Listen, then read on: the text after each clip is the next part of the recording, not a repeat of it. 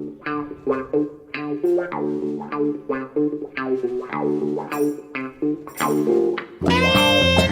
evening, Gabbie. Good evening, TC, and welcome to our weekly podcast, The Curran View, with the Isle of Hillsborough, Mr. Terry Curran. And if you're listening free to the first half on either Acast or Spotify, you can follow the links on our socials and access the full podcast via either Apple or become a Patreon, all the w's.patreon.com/SRBmedia.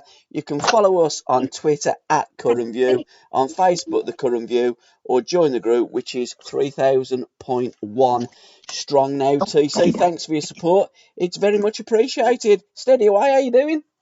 Steady away. As you like to laugh at me when I keep saying that. No, I just love the phrase, TC, and it's your next book, Steady Away. That's the title of your next book. The truth, the old truth, and nothing but the truth. Absolutely, my lord. Everything about football. I will not expose, but explain to everyone about everything. What happened to me and what really happened with our game and how we fell behind our coaching system. Absolutely, and also as well the total bullshit that comes out of football, and it'd be great for a player to sit down, write a book and say, look, this is what is actually meant by when clubs or people within football state this. But coming from somebody from the inside like you, T, so I think it would be a fantastic read. There was not one player in this country tapped up as many times as me in a game of football. That's a fact. Absolutely. That's not paper talk. That's managers phoning me up. Yeah. That's a fact. And when you looked at the last book, you saw Alden Hill, where he stated that they met me and gave me £20. Yeah. I mean, when you look at it, it's so stupid and laughable when you think about £20 compared to what they're earning today. Oh, it's incredible. But again, going back another generation, when you look at the likes of Len Shackleton and Trevor Ford, Sunderland used to pay the illegal payments through playing games of pool or snooker in them days against them and making sure that the directors lost and they give them 20 quid for winning. So it's something that's always gone on. It always will go on. And fans are very naive if they think that it doesn't go on. They're not naive. They know what goes on. But everyone turns a blind eye, or nearly everyone turns a blind eye to everything because it's their club. Yeah, absolutely too. So before our magic moments, we always start with the magic moments. Congratulations, sir, on the Sheffield Hall of Fame. Please tell me more. Well, it's taken them a long time. I thought you were already in Sheffield Wednesday Hall of Fame, to be fair. I thought you should have a stand named after you at Hillsborough. Curry has at United. Yes, having said that, rightly so. I mean, Tony was there for many years, and he was a really true fan's favourite. He wouldn't have left to go to Leeds United. It was only that, and like anything else, money does talk, But I think if United would have matched what Leeds would offered him, he'd have stayed because He's tried everything. He even went back down to London, didn't he? But he still came back to Sheffield. So I think his heart is at the football club. And I was speaking to Tony the other night, and for me, I would say is Sheffield United's best player I have seen. 100%. And he could have gone to Manchester United because Busby wanted him at Man United to replace Bobby Charlton, but he didn't. He wanted to stay at Sheffield United, stayed loyal. But unfortunately, that one season they did go down. I think it was, we've got to sell you rather than maybe that was the wrong. Yeah, maybe that was the wrong time. And like you said, they had to sell him. Well, I mean, they said they had to sell him because they needed the money. Yeah. But whether that's true or not, it's a different kettle of fish. Absolutely. So what happened, TC? Where was it? I saw pictures of you and Big Ron. And have you recovered? Because you were a bit on the poorly side, weren't you, Tuesday? Well, I went into... Everybody kept saying to me, are you going to come into the casino? And I said, yeah, I'll definitely come in. And we went down to the casino because it was only next door. Yeah. It's next to the Greyhound Stadium. They've had a new building there, complex, and the function rooms and everything. Absolutely fabulous. So I went down there and I was in there for about 2.5 hours. We Eki, Sheffield United manager, and Dave Allen. We had a great catch up and about everything. from Sheffield football to dogs and everything else, even talking about Manchester City. But no, I knew a couple of weeks ago that I was going to get it because I got a phone call, But I mean, I forgot to tell you because lately I'm forgetting things. I don't know what's happening to me. I'm not getting dementia. Yeah, I hope so as well. But no, it was an honour because there's some great players in there. Like Tony Cabbie has been voted into that Hall of Fame. But I was pleased with it. With a great night, great bunch of people that night. And Eki and them all said to me, not just Eki, a lot of them said when I got up on stage, he said I was brilliant. I held it better than anyone else, and that included Ron Atkinson. And Ron spoke quite well, to be honest. So great night. Honoured to get to be voted into it, and great to have some time with some good friends and all. Who organised it? Was it the City of Sheffield Hall of Fame? It doesn't sound as though it was Wednesday. It's Wednesday and United. No. So was it local radio? No. What it is, it's the Sheffield Star. Got the paper. Yep. Yeah, they have it every year. Yeah. So I mean, Chesterfield are not in it because it's a league clubs. Yes. The South Yorkshire clubs, league clubs. Wednesday United, Doncaster, Barnsley, Rotherham. Chesterfield are usually in there, but they're obviously not. They're out at league at this moment in time. And they put on a fantastic do. They get all sorts of different personalities down there. I mean, Tommy Cannon was down there. The guy from Chuckle Brothers, Paul. Oh yeah. But a couple of years ago there were Ray Kennedy there, Terry Butcher there. They get loads of people down. It's a fantastic night, absolutely fantastic night. Superb. So it's great night, great company, and the greatest Sheffield Wednesday manager of our lifetime. Big Ron was there as well. He's usually in Henry Wong's in Arborne, sitting at the table by me, but that night he was up there at Sheffield. Had a good half hour with Ron. Had a great laugh about certain things, and John Elm was there. The first thing he said to John Elm about when he was manager of Cambridge, he said, "These absolutely battered. They battered us," and he said, "Him ripped us apart." Yeah. And John Elm, because he's like, there's a right statistician, isn't it? Yes. With his stats. And he said 2-0, 1-1. Then he mentioned another game. He said that was 2-0. And I mean, they both look well. I mean, Ron's 82. I think John's at 80. They both look well, really well. Yeah, Ron always looks. He's always got that perma-tan look on him. He's Mr. Charisma, isn't he? One of the. As I was coming home from work, because I always say to Ron, "You're the second greatest English manager of my lifetime." Hey, who's top? I go, Brian Howard Clough. All right, I'll give you that. and then you got Howard, of course. That's them are probably the three greatest English managers of my time. Magic Moments TC, what have you sourced for us this week? What's the Man City guy that played Portuguese lad? What's his name? Oh, what a goal, Bernardo Silva. Yeah.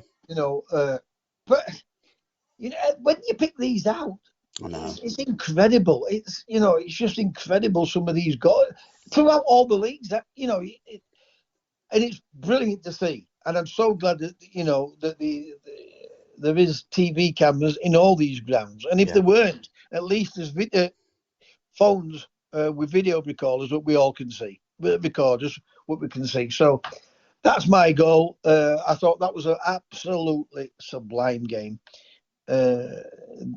The other night, absolutely. I mean, De Bruyne, he's on some great midfield players, but he's on a different planet. His passing, his movement, his angles, his support, the pace, when to go quick, when to slow it down. He hit some of the balls the other night,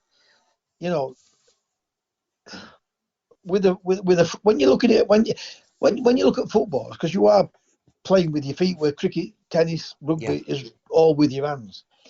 To get the position that he gets with his passes, all right, he's playing with absolutely sublime players, and I get that. But for me, what a great game! What a great game! And I mean, I wrote about it, as you will have seen in the Curran View. Yes. When I look at anything, and I listen to the critics, and everybody's entitled to the opinion, but everybody makes mistakes. Even the great players will make mistakes when they put under pressure. When they put under pressure, they put under pressure by the quality elite player, what knows what he wants that play to go, where he may make that mistake, whether it's inside, turning back out, for him to try and take them on, going down the outside, and everything. When a good manager can analyze it, and that's why the elite managers will always get the best clubs, because they get the elite players who understand the game. When you get to that level, you think about coaching. No, not at all. Because those players, football intelligence, right? It's a matter of keeping them happy on a training ground, giving the right balance to the team, because it makes it easier for players when they do come in and say, "Why aren't I playing well? The team's winning," So for me, Bernardo Silva's goal other night, but there's that many great moments. Even Benzema, yes, what a player. He looks as though he's had a new lease of life, doesn't he? I think they've played him in the position that he wanted to play in, and he's come out the shadow of Ronaldo. And what a player Benzema is! In fact, when Bernardo Silva scored that goal, you could see him on camera. He was pissing himself laughing. Yeah, you can see he's enjoying himself. I was saying to Tom the other night, he was on about Benzema. Mm. He said, "Do you think that's because of Vinal not being there?" I said, "Not in one sense, Tom, but if you take Bale at Tottenham, he's taking the corner kicks, free kicks, penalties, everything else. At Real Madrid, Ronaldo's doing it. Yeah, and regardless what anybody says, they'll have a little bit of envy of Ronaldo taking everything when they are as good at it as what Ronaldo is. Yeah. So I get what you're both saying. Without Ronaldo not being there, it will make a difference. But who would want Ronaldo, a young Ronaldo in your team, what's playing at his best? You wouldn't, would you? No, I mean 100%. But it does affect him. It definitely affects him. For me, it definitely affects him. And I think the way that they played Benzema, they played him more out wide, while Ronaldo is that focal point down the middle, and it's get the ball to Ronaldo, get the ball. It's all about Ronaldo. It has always been the Ronaldo show, whereas like with the other great, Messi's always been more of a team player for me. I think if you look at his stats, and I don't like stats, but I think if you do look at the stats, Messi's assists would be far greater than Ronaldo's. Those stats don't lie. No, shots at goals. Absolutely. Yeah. Those shots, the goals don't like us. They're there. Yeah. Now, I have a great admiration, like everyone else, is for Sir Alex Ferguson. Yeah. But Fergie did the exact same thing with Browne. Yes, yeah. He played him out wide, Ronaldo through the middle. Absolutely. Yeah. I mean, as a young kid, and it's still great play, don't get me wrong. But what I'm trying to say, you've got Rooney chasing back. Yeah. Who's to say he wouldn't have gone on to be one of the best strikers in the world? And he were to a certain extent. But he don't get classed the same as Ronaldo and Messi because he would never played in his best position. They were. Yeah. And they were allowed to do every mortal thing. And you're absolutely spot on. Okay, he's a different player to Bobby Charlton because, Wayne did play that further forward largely than Bobby Charlton did, but he overtook Bobby Charlton in the goal scoring stakes at Manchester United. I'm not too sure. Exactly, and England as well. I'm not too sure with the games played, the goal ratio. Yeah, but Rooney, exactly. Yeah, but but I think we have to take we should take that into consideration, all that, because 100%. it's like the European Cup, Champions League. Yeah. Now, they're playing 20 odd games more. Of course they are. It's ratios for me, always ratios. And Wayne, you're absolutely spot on. Wayne has been one of the great strikers, football players, explosive players that come alive in that final third in my lifetime. And I think you're right, TC. He doesn't get the credit that he should. If Fergie and I've listened to deep conversations him talking. Yeah. That he used to get some of the most bollockings at Man United. Well, I understand because I got that with Jack. I never got it with Cloughy or Howard. Yeah. Ever. They praised me more than anything else. I mean, at Everton, I would have still wanted to play through the middle, but I played out wide. But again, I'm not joking. Yes, he was a great player and a top world player, but he would have been world class, Wayne, if he'd have been allowed to express himself. 100%. And Ronaldo and Messi, and look at that, some managers have allowed it to happen for them. But then again, the sponsors are a big factor, as you know. Because the best centre forward I've ever seen in my life is a Brazilian Ronaldo. Yeah, I would agree. When he had that blackout in France, yeah, he was forced to play by the sponsors. Yeah. So there's things happening in football, but fans don't realise on why it happens. But part of it is ownership of football clubs and big sponsors and corporate business people want to plough the money into these clubs. 100%. I think that when we're looking at make the decisions. When we're looking at world greats, I think we have to factor in the journey from the beginning of when football started to the now, because it's all relevant. Okay, we didn't see some of those great players of the past play, and there's not many of us about today that did. But I think we always should remember the likes of Puskás and Di Stefano and look at their ratio of goals to games as well, because it's quite phenomenal. Was Gerd Muller as well. So many greats. Jimmy Groove's been another one. I'll tell you what's happened since this Premier League. And the more I look at every mortal thing, there's been a reset to change history. Yeah, absolutely. There has been a reset to change history, because everything is about there was going to be a new. Footballers should not now be kneeling at a football ground. No, football ground. Should never have done because it. There's a lot of corruption. We can see now what's been going on throughout the world. Somebody has to stand up for it. So they need to start standing up. Anybody can stop racism at football grounds. Of course, good. Because there's cameras all the way around the grounds. And, the whites are not racist, but there is racist people on every aspect from every country throughout the world. 100%. Little pockets, right? So they set out. This has been a plan for years now, by the looks of it. And I listen to you, and you always bring it up, and you're right. You're 100% right. Whereas football started well before the Premier League. Yeah, and when I've always said they put something into place where they got people falling out, and it's like with football, they tried to erase players before the Premier League. Yeah, people have started to wake up to a lot of it now. Yeah, they have to. So I always, I've said you hear a lot of these old players still, and they see the modern players. They see the modern players, and some of the older ones will say to me, "Puskás." Yeah. One of the greatest strikers you'll ever see. Yeah. Now, for me, I didn't see him, but I've seen them all since. And the best centre forward I've ever seen in my life is Ronaldo, the Brazilian Ronaldo. Yeah.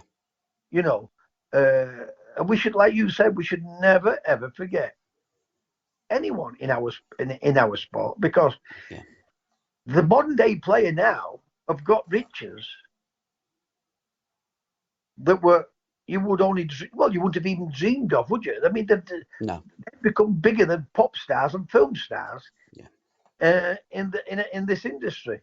Yeah. Through football being able to generate a global basis, and it has definitely taken to another level. Whether it's good, bad, or indifferent, I like some of the football. I really do. I like Liverpool. I like watching Bayern Munich. I like watching Chelsea at times. I like Manchester City. I think they're absolutely brilliant team.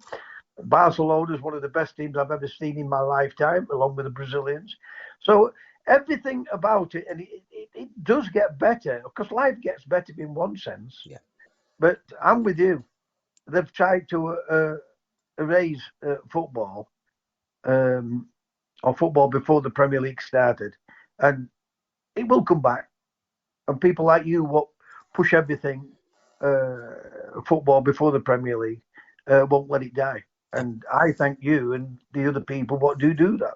Absolutely, TC, because as I've always maintained, football is a journey, and the Football League started in 1888, and we should remember all those players and not just the modern day players. And really, when you look at the Premier League, it's a breakaway league. It stole the fabric and the heart of football from the Football League through their own greed, and that is always something that's forgotten, like the records of yesteryear. Can I just interrupt there? Yes, of I course. don't want to blame football because it's not football's greed. It's these owners. 100%. I never blamed a football club if I had a problem with a manager. Yeah. A lot of people always say players, and they just say no, it's not. It's not Shrewsbury Town. It's not Doncaster Rovers. It's not Everton Football Club. If you've got a problem with the manager, it's the manager. He had the picture. He doesn't picture. Yeah. So football's not the problem. It's the people what run the problem. 100%. We spoke about Bobby Moore a couple of weeks ago, or maybe last week. Yeah, we did. Right? Football didn't stop Bobby Moore being an ambassador for England. No, the suits did. Yeah, you're absolutely right. English football did not turn their back on Bobby Moore. The idiots at the FA and the suits, they did. And it is the people that run the game that's the problem, not English football per se. And going back to what our original piece was about, you getting awarded in the Sheffield Star Hall of Fame, that's fantastic, because there are kids today that would go, who's Terry Curran? I've never seen Terry Curran play. My dad said he was a great player, or my well, you should granddad come out said. with me. Then if you ever come out with me, then you'll know. Exactly. Don't forget me when I'm out. I guarantee you. But what I would say, I know what you're saying. Yes, but what I would say, TC, again, you look at Sheffield Wednesday these days, and I don't mean to be disrespectful for them or to them, but there isn't a player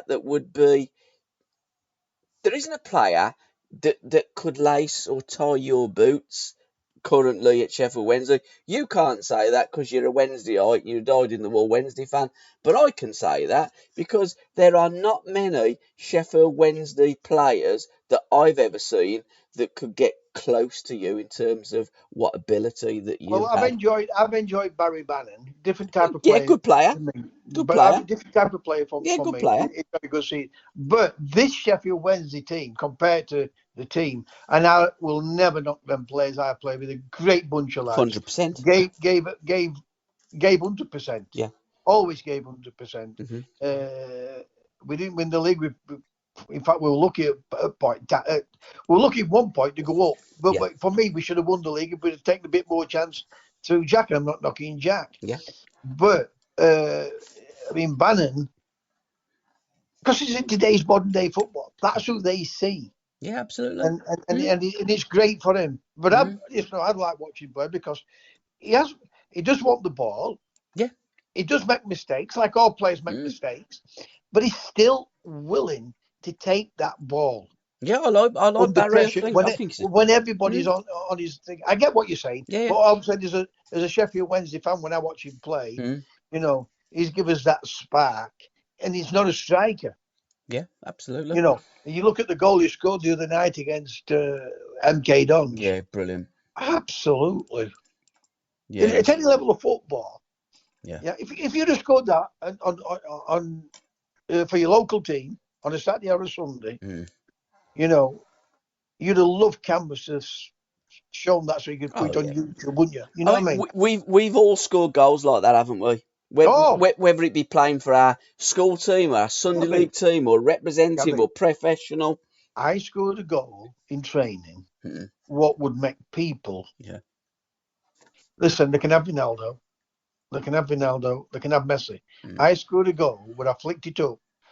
Right, the ball was played.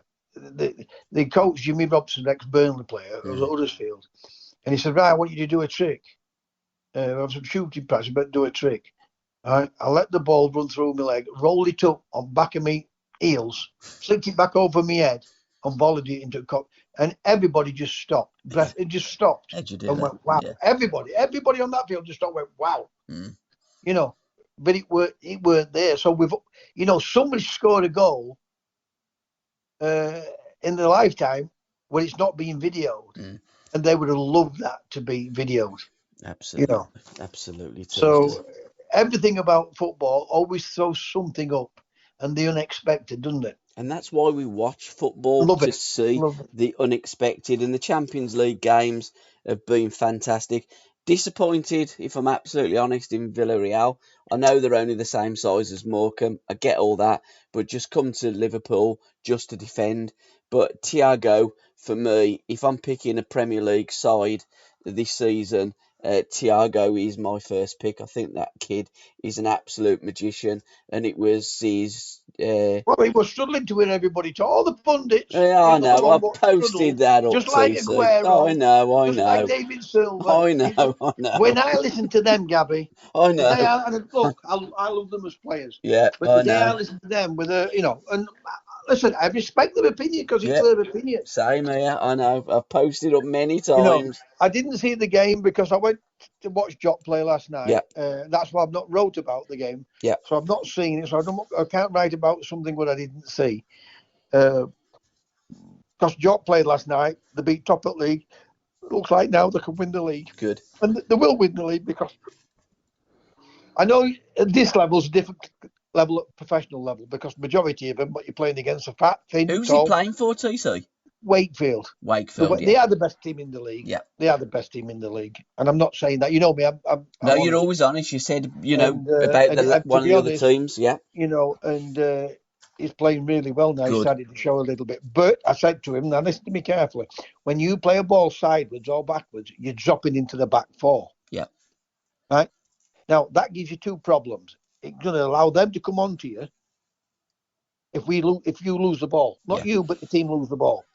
And when you pass that ball to the centre half and you drop back behind the centre half, you know he's going to play it long at that level. Yeah. You're miles away from the other midfield. He's still got that in him. Yes. So I'm not one of these players what say, oh, my son's the best player since sliced bread. Technically, it's fantastic ability. Yeah. And he's still gangly. Yeah. And I still think he'd be a half-decent player. I'd take a chance with him. I'd take a chance with him. And they've got a little winger. He's about 6'1". Owen, forget his second name. Brilliant, quick, goes past people. 18, will get better with games. Yeah. People can't tell me, oh, it's that level. Don't tell me about that level. Right? When you play with better players, if you're a half-decent player, you'll improve. Absolutely. Make no mistake on it. 100%. That's what Johnny Giles said about Peter Beardsley when he signed him for Vancouver. It wasn't what he done; it's what he was trying to do. And when he plays with better players, that's what them passes will come off with better players. And you're absolutely spot on. Playing with better players improves you. Ericsson signing the Spurs fan shirt. I mean, we put it on the Curran View. It's gone absolutely bonkers. I've had to block about 50 people because some of these, I don't know where they come from, but they have all these betting scams, etc., etc. And I had a chat with Chris today. Yeah, I got one of them off. Oh, God. Chris has blocked about 30 as well. So you look at certain names and think, oh, where are you from? And then bang. So, yeah, get rid of them. If you want to come on the Curran View, absolutely fantastic, but don't come on here to spam us because we're not interested. Yeah, we're not interested in all that. No, absolutely. And I thought, what's this all about? And I blocked one of them, and I think I reported it anyway. Yeah, absolutely. I couldn't find a way out. Anyway, I found out to block him, so I blocked him. And look, if they're going to be abusive to any other football player or any other fan or any other club, we don't want them, do we? We want people to have a laugh and enjoy themselves and say, look, I'm not a Leeds United fan, but what a great player he is. Yeah. I'm not a Birmingham fan, but what a great player he is. I'm not a Sheffield Wednesday fan, but what a great player Bannon is. Yeah. Or I'm not a Bannon fan, but I like him. Enjoy yourselves. Have a laugh. Absolutely, too. See, that's what people say to eat up is football. No. But I miss dressing room. I miss the banter. Yeah. I was going to say something about Peter Beardsley because I loved him as a football player. But I know what the dressing room's like. And for him to be able to produce that type of ability, because he would have got the Mickey taken out of him in the dressing room, like you don't know what. Oh, absolutely, yeah. Right. But he will manage to stand up and go and express himself. He knew himself it was going to be, because make no mistake, he could have got. To listen to the rest of this podcast, please go to www.patreon.com/SRBmedia or just follow the links in the description. Thank you.